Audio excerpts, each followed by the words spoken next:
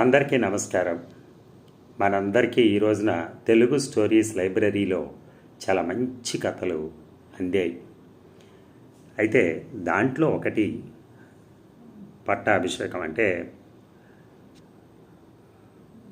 శ్రీరాముడి కథ. దాంట్లో రెండో వివాహం, మూడో వివాహం అంటే ఏకపత్ని వ్రతుడు కథ అన్నమాట.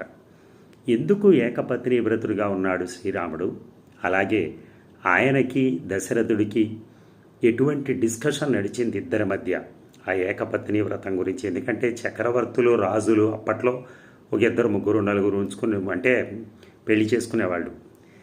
ఆయనకి ఈయన కూడా ఒప్పుకోవాలి కదా, ఎందుకు ఒప్పుకోవట్లేదు అనేది దశరథుడి ఆలోచన. దానికి రాముల వారు చెప్పిన సమాధానం మనం ఈ కథలో వినొచ్చు. ఎంతో మధురంగా ఉంటుంది ఆయన సంభాషణ తీరు కూడా. వినండి. Thank you.